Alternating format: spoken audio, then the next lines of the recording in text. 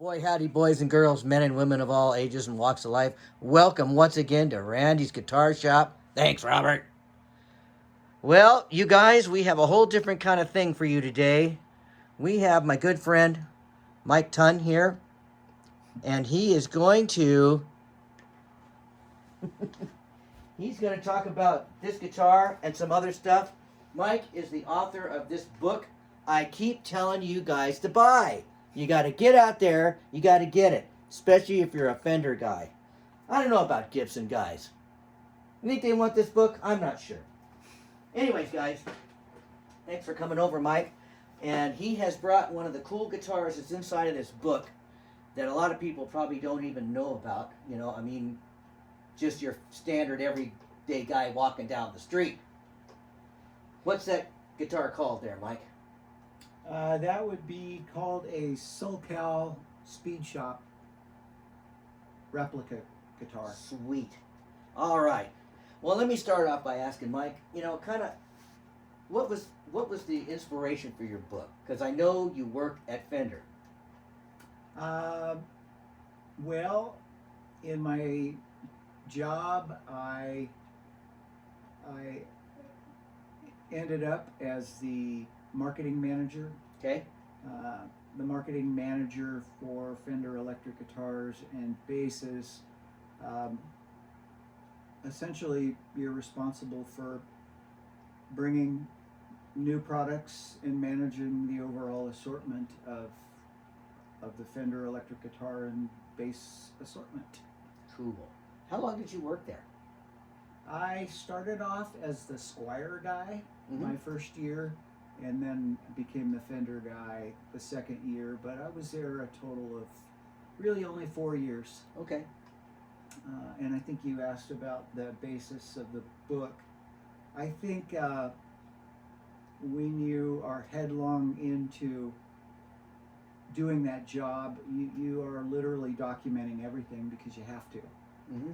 And so with that said, I think maybe I was into the first year of the job, and I started to realize that, you know, this might make for an interesting read for somebody.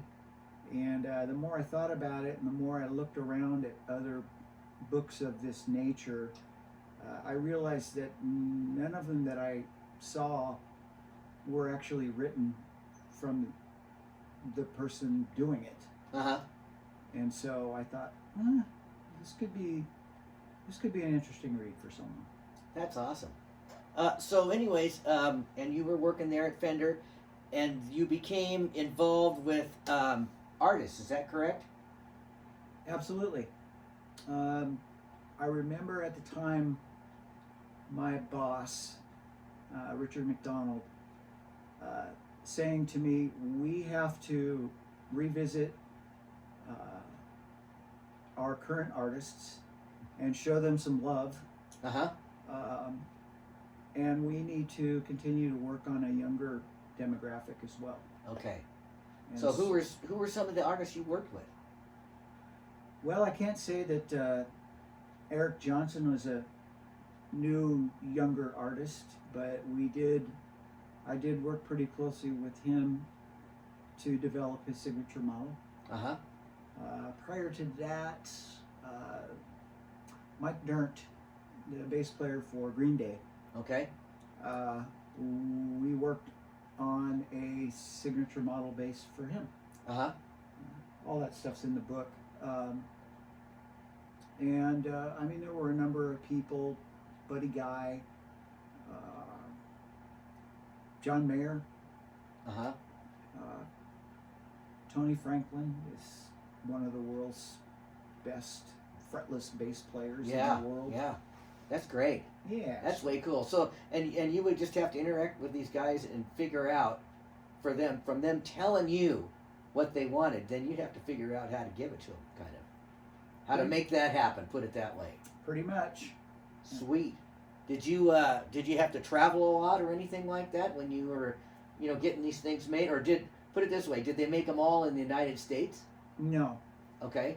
The Fender factories are in Corona, California, I mean, they started off in Fullerton in 1946, but their main factory is in Corona, California, and then the second factory was built in Mexico.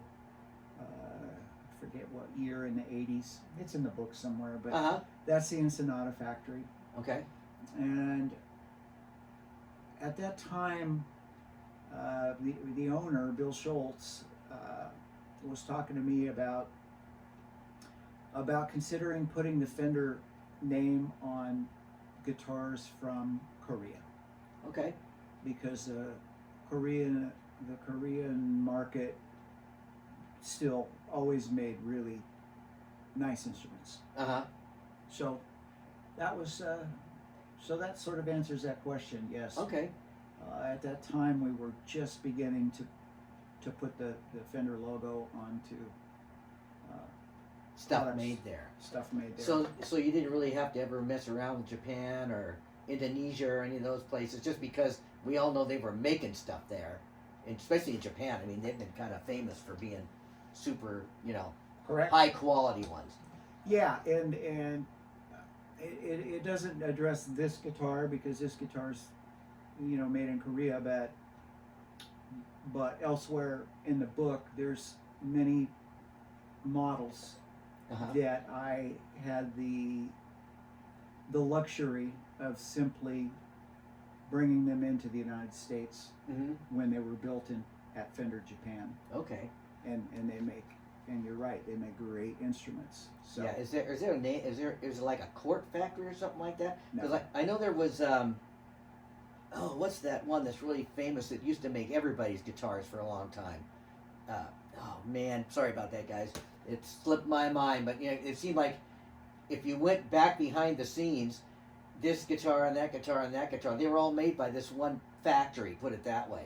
And I think they were in the United States, but I'm not sure. Anyways, guys, that's pretty much it. So you had your hands on an awful lot of really sweet instruments, but to me, that is one of the most unique ones I've ever seen that Fender put out. I mean, it's not the greatest one, I'm sure, but it is so cool, and I think there's just a whole bunch of people that don't know about that. If they buy the dang book, they'd know about it. Go figure. Anyways, guys, I love Mike for coming over and just sharing with me a little bit on this one. Now, on the finish on this, is that all paint, or is part of it stained too, or is it all paint? No, it's all paint. Okay, so neck, headstock, everything, paint, paint, paint. And the easy story on this is that we called that a SoCal Speed Shop guitar, limited edition guitar. SoCal Speed Shop is very famous. You know more about them than even I do. Yeah, I was born in that area, lived in that area. So they make custom hot rods and any and everything to do with them. Because they were founded in 1946, Fender was also founded in Fullerton in 1946. And so they, on a whim, called up our Fender custom shop, and said, we want you to make us a guitar. And so the custom shop made a guitar that they display at their corporate office in a display case. How cool. And so the short story is I had them make a second one, and I sent that guitar to the Court factory in Korea and said, guys, if you can make this, have at it, and I will buy them from you. So that's the story on that guitar. What an amazing life you've had there, Mike. I mean, as far as the Fender thing went, and unbeknownst to a lot of people out there, you also have been, or still are, a musician, first and foremost. You've been in tons of bands, kind of like I have been. You've got CDs out right here. How many CDs do you have now? 4, 5? No, 3. 3? Only 3 today? I didn't bring you the other one. But anyways, he's got CDs out. Where can a guy get these? Oh, everything's available. Like Amazon kind of thing? Or? Yeah, Amazon. I mean, everything is social. It's all on Spotify and Spotify, okay. YouTube and Okay. the media streaming channels. so that when you guys actually listen to that stuff, nobody gets paid anything except the streaming channel. Yeah. So here's a quick look at them. Well, whatever. These are all really high quality. Great song crafting, great musicianship, singing, everything. So anyways, guys, I think I'm going to plug this guitar in, have Mike strum a few chords. But I don't know how to play. Yeah, you do. Oh, okay. Anyways, it's pretty heavy for as small as it looks. He's not very strong. That's for sure. I'm about 100 years old, you guys, so. Yeah. Let me flick the switch on a Fender, a true Fender tube amp. We're not putting it to any of my brand X stuff over here. This is either a 76 or 78. I honestly don't know how to date it, but Hey, it's a Fender. yeah. Now what? Hey, Just it works. Play yourself a few chords. And this thing is bare bones. I mean, See, I don't know how to play.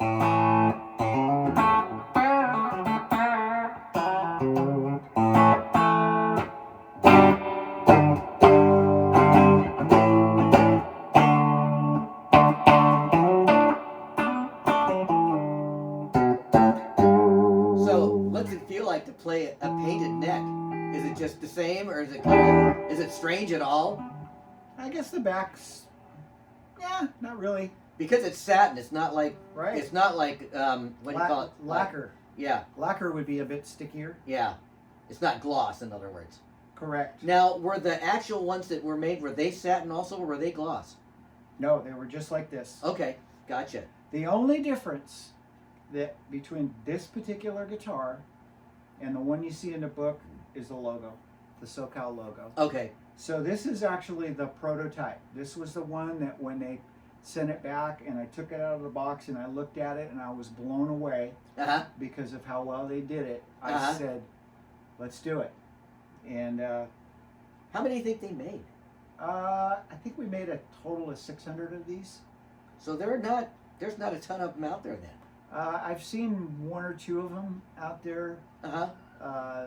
I think the thing to keep in mind about this, and this is a bigger statement, but at first glance, this really looks like a art. Yes. And when it comes to Fender Custom Shop, they build art for Yeah. people. Yeah. They build guitars for players too. Yeah. But I wanted something that was affordable Mhm. piece of art. What do you think they charge for that? Have you any clue? I think we sold these for $6.99 at the time. That's decent. That's really decent. For I mean, it's functional. Yeah. What kind of pickup does it have? I honestly, it's probably the specs might be in there on the book. I can't. Oh, okay. I don't remember off the top of my head. Again, we're not trying to build the perfect screaming heavy metal guitar. Yeah. We're building a functional guitar, So it'd be kind of like a PAF or something in there, sort of. except that it's a humbucker. Yeah. So it doesn't hum. Yeah. That's sweet. But Unless you want sustain. but again, other than that, I mean, That it's thing is so cool. it's really a work of art. It That's is. what It's it was beautiful. designed to be. Yeah. Let me just kind of bring it over here and really give you a good look at it. No, I'm not trying to steal it, you guys, but I would like to. I have fun putting guitar kits together, but something like this is, wow! This thing is so cool, you guys. You better find one and get yourself one, especially if there's only 600 of them, because Mike ain't letting go of this one. My daughter wants it. Well, okay. I guess I'm not getting it then, that's Well, for sure. I have a number of guitars, and I do have Gibson guitars too. Because Oh, yeah. every guitar player has both. Yeah. But of course, when she looks through it, and she's a player, she looks through it. She goes, "Dad, that's the one I want." Okay. Yeah, it's pretty rough. So once again, here's the book. And, you know, it's just chock full of really cool guitars that some of them you may have heard of, some of them maybe not. And that one's in here somewhere. I forget what page it's on. It's in the back. In the back, huh? Okay. Well, there's a section in the back. It's right there. There it is, you guys. And look at that one. I mean, come on. Paint job, blah, blah, blah. Hot Alnico humbucker. There you go. That's what it is. See? If you had the dang book, you'd figure these things out. Anyways, guys, I love y'all for watching the channel. I appreciate Mike coming over. Mike is going to make another guest appearance here pretty soon. You know, once all the weather gets cleared up and everything gets taken care of, and we're back to being regular guys again, all through the, you know, the seasons and all that good stuff, your Christmas and all that stuff. So, anyways, with that being said, I hope you enjoyed this video, and I hope you check out that guitar. It's really cool. Buy the book, and I will see you guys later in the next video from Randy's Guitar Shop. Anyways, guys, see you later, and don't forget, as I always say, Mr. Mike, that's right, peace and oneness, but don't forget to pray for your country, whatever country it is. Don't forget to pray for the world. I don't need to go there today, but don't forget to pray for your friends, neighbors, and loved ones that need medical attention. Keep them in your hearts and your prayers. Your prayers go to the Father. So anyways, guys, have a wonderful day. Thanks for coming over, Mike. And next time he's going to bring a couple more crazy guitars. Or maybe normal guitars that you just don't see all the time. Love y'all. See you later. Bye-bye. Thanks, Mike. Sure.